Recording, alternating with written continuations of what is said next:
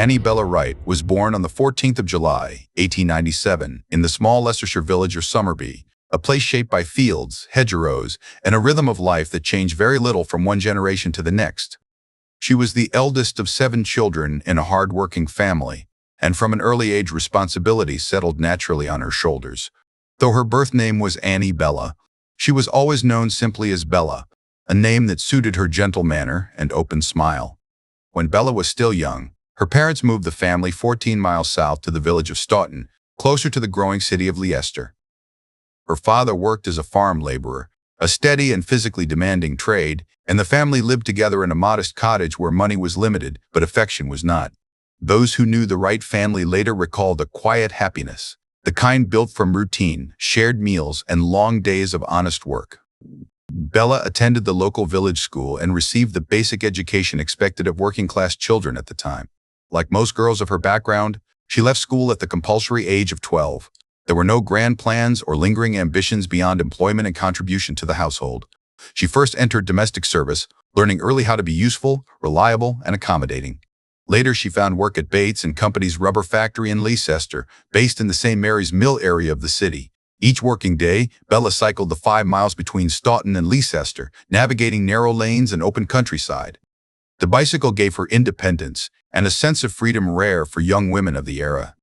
She was known as cheerful and obliging, always ready to help others, and her natural friendliness made her well-liked among neighbors and colleagues alike. By the time she reached her early 20s, Bella was considered attractive, with a quiet confidence that drew attention without seeking it.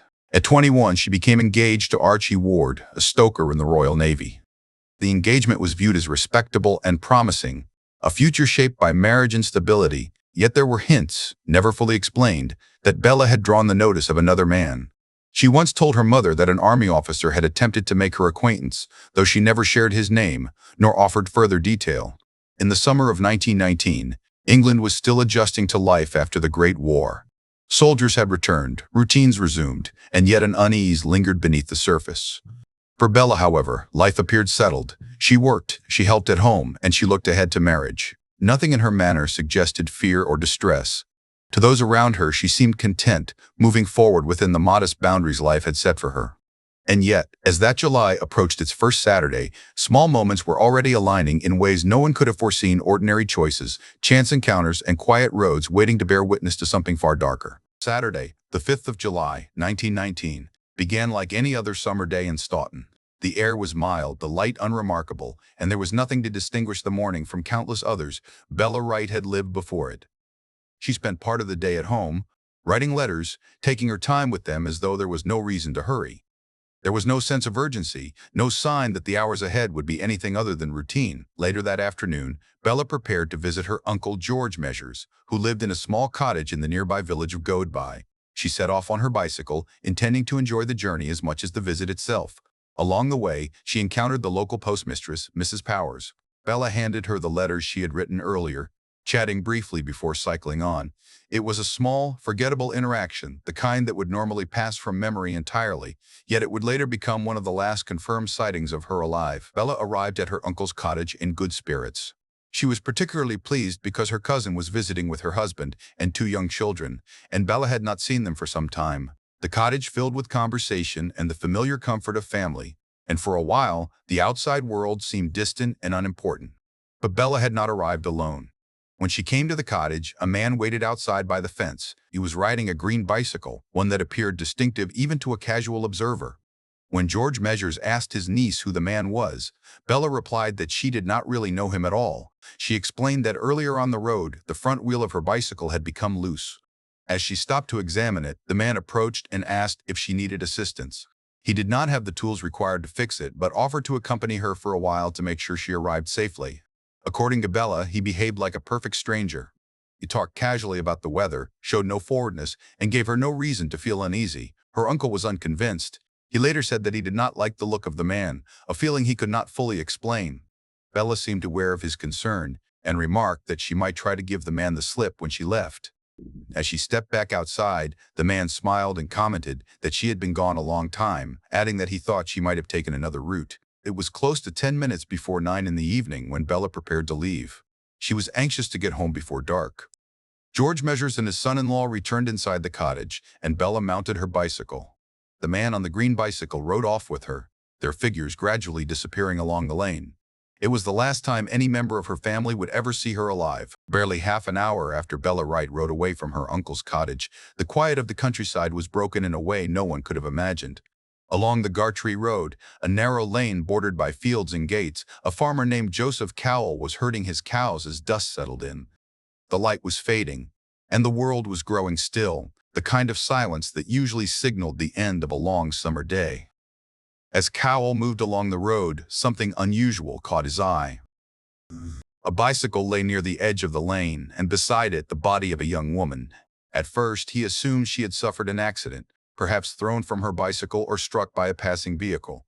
But as he drew closer, the truth revealed itself with brutal clarity. Her face was covered in blood, and deep gash-like marks were visible on her cheeks and jaw. She was not moving. Cowell quickly realized that the young woman was dead. Shocked and unsure of what he was seeing, he left the scene and made his way to the local police station to alert the authorities. The constable on duty, Alfred Hall, immediately telephoned for a doctor, and together with Cowell, they returned to the lane. By the time they arrived, darkness had almost fully fallen. With only candles to provide light, the scene could not be properly examined. Dr. Williams confirmed that the young woman was deceased. With no clear signs of violence visible in the poor light, he suggested that death may have resulted from a fall from the bicycle. Acting on his instruction, the body was placed in Cowell's cart and taken to a nearby unused chapel. Constable Hall remained uneasy. When he inspected the area as best he could, he noticed smears of blood on the top bar of a nearby field gate. There were no obvious footprints, no clear signs of a struggle, and no witnesses who had heard or seen anything out of the ordinary. The countryside had absorbed the event in silence.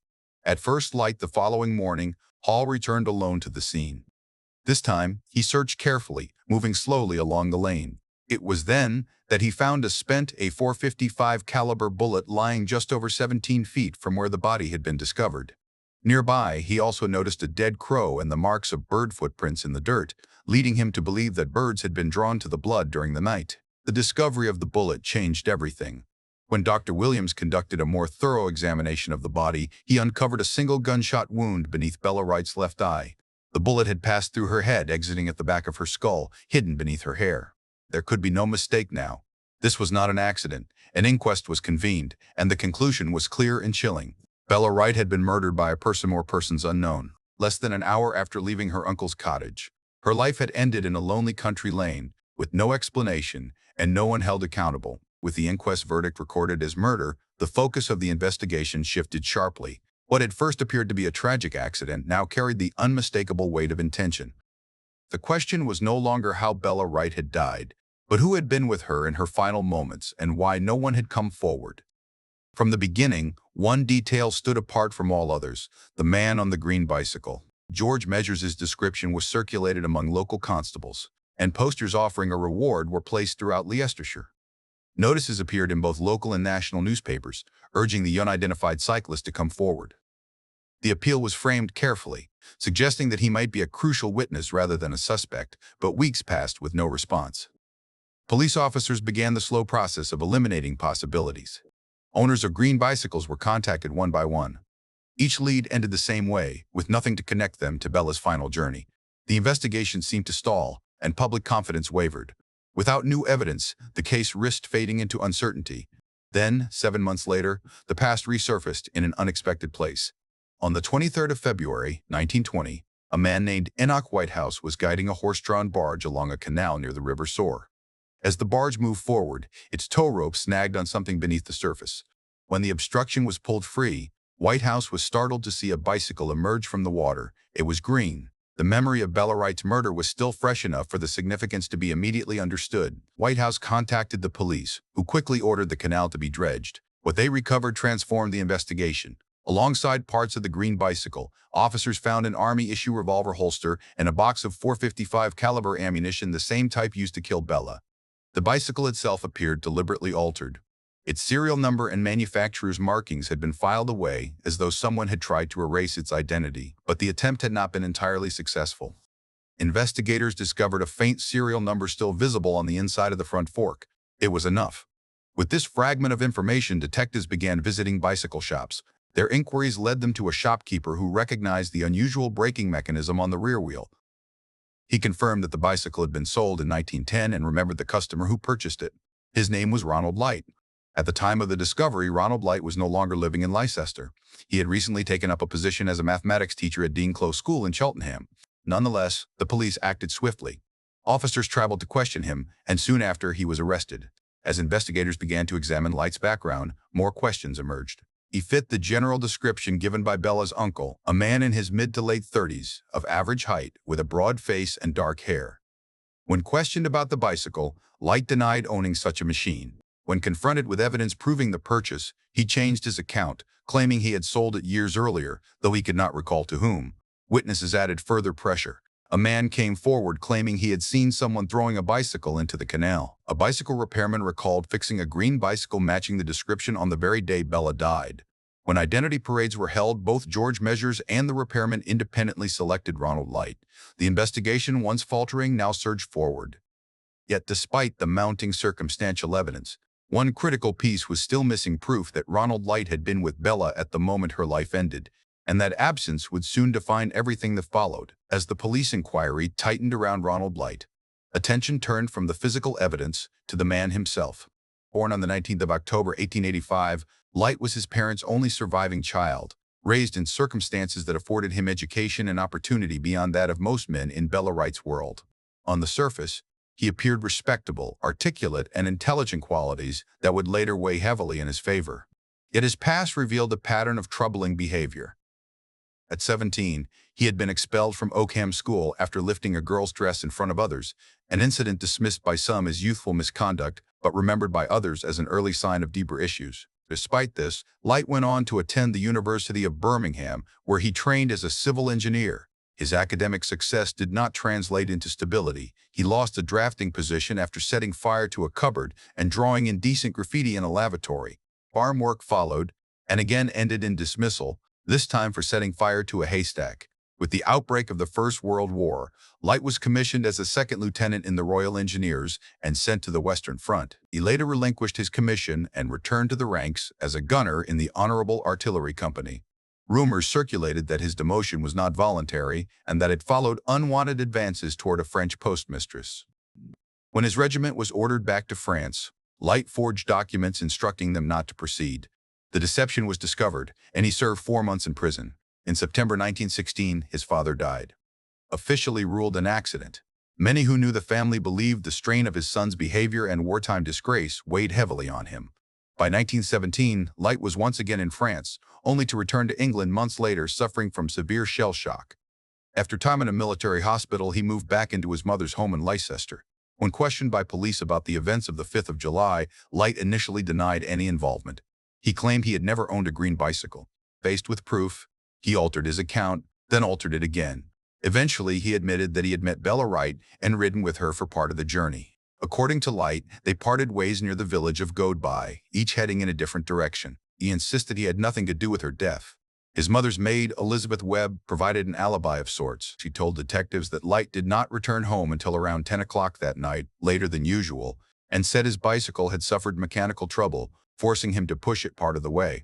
She also noted that he had not worn the same clothing again, and that he appeared to abandon cycling altogether after that day. 2 young girls, 14-year-old Muriel Nunn and 12-year-old Valeria Caven, gave a different kind of testimony.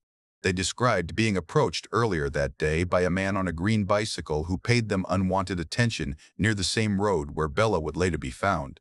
They identified Ronald Light as that man. Confronted with mounting evidence, Light finally acknowledged that he feared becoming a suspect and chose not to come forward, claiming he wished to protect his mother from distress. It was a carefully constructed explanation, but it did little to quiet the growing belief that he knew more than he was admitting. By the time charges were laid, Ronald Light stood at the center of the case, his past, his bicycle, and his silence binding him tightly to Bella Wright's final hours. Ronald Light's trial began on the 8th of June, 1920, drawing intense public attention. The courtroom became a place where 2 very different worlds collided: the quiet life of a young factory worker and the polished confidence of a well-educated man defending his freedom. Light entered a plea of not guilty and placed his fate in the hands of a jury. He was represented by Sir Edward Marshall Hall, a barrister of extraordinary reputation, known widely as the Great Defender. Hall had secured acquittals in numerous murder cases and was celebrated for his ability to sway juries through clarity, logic, and emotional restraint.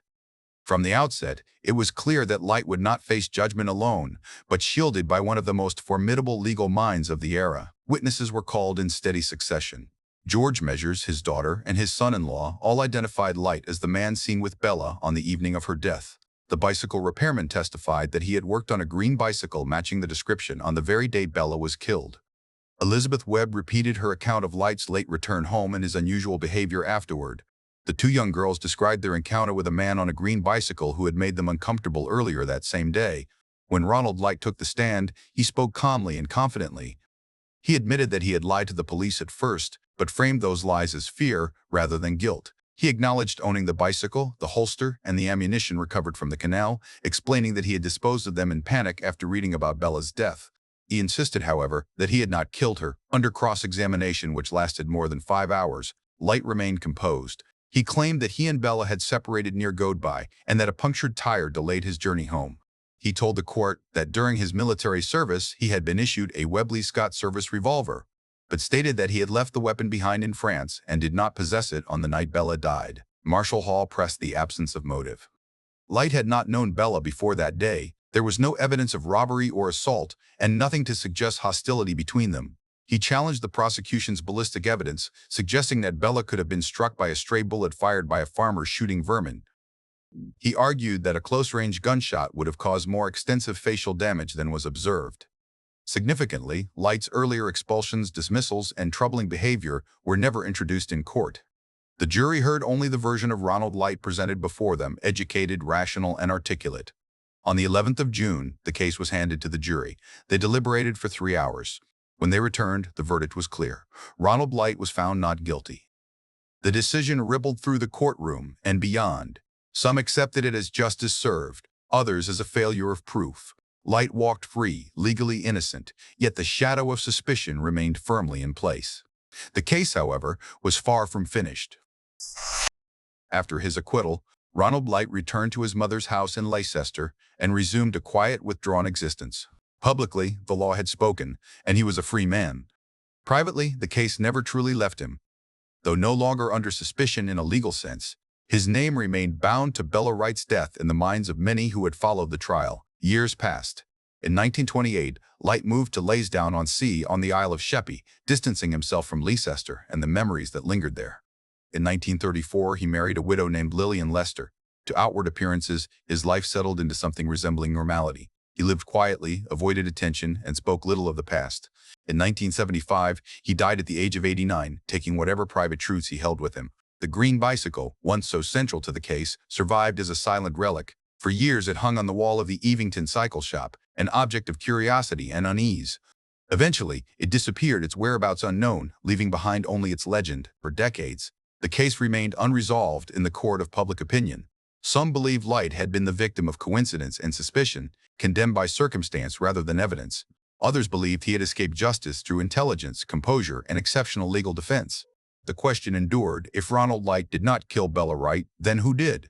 Then came the statement. 3 days after his acquittal, Light allegedly visited a Leicester police station and spoke privately with an officer named Levy Bowley. According to later claims, Light confessed to shooting Bella, describing it as a tragic accident. The statement, typed and filed away, claimed that Light had been carrying a revolver in his raincoat pocket. While stopped by the roadside, he showed it to Bella, unaware that it was loaded. As she reached out, the gun discharged. She fell and never moved again. Panicked, he mounted his bicycle and rode away. The document was reportedly placed in a safe and forgotten, only coming to light many years later. Its authenticity has since been fiercely debated. There is no signature, no corroborating witness, and no opportunity to test its truth against the man who allegedly made it. Some see it as the missing confession that finally explains everything.